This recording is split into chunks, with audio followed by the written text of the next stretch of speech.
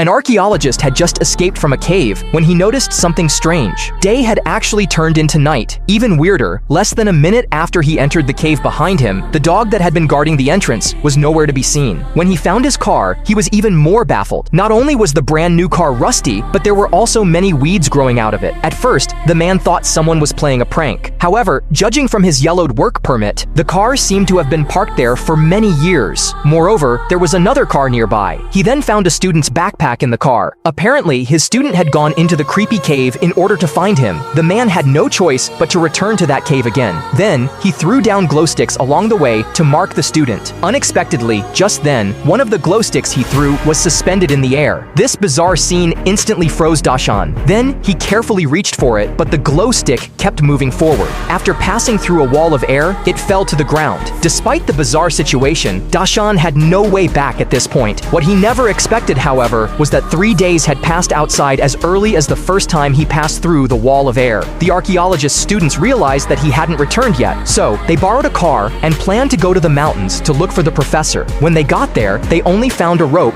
next to a broken-down car. Then they followed the rope and found a cave. They judged that the professor should have gone in through here. So, a few of them left the timid fatty to take over from above, then retied the rope and began to enter the cave. Soon, they also felt the presence of the air wall. At first, no one cared too much. Just as the two girls were about to enter the cave to look for someone, a terrifying scream suddenly came from the depths of the cave. They were so scared that they immediately rushed to the entrance of the cave. Unexpectedly, that's when the rope broke. They thought it was a prank played by Fatty, who had met them outside, and didn't think much of it. Then, they continued to look for the professor's traces in the cave, but bizarrely found the body of Fatty. Then, through the camera left behind by Fatty, they are shocked to find that Fatty has been waiting for them outside the cave for a whole year. He couldn't stand it anymore before he decided to go into the cave to find them. Unexpectedly, the rope suddenly broke, and then he fell down. Doubts ensued. They all remembered clearly that they had just entered the cave for a few minutes. Looking at the ever-changing light at the entrance of the cave, Nick decided to climb out with his bare hands to find out what was going on. But he was only halfway there when he felt the air changing. When he climbed out of the cave with great difficulty, he only saw that the originally lush and green forest had turned into a barren land. Then, in the next second, Nick suddenly saw a terrifying scene.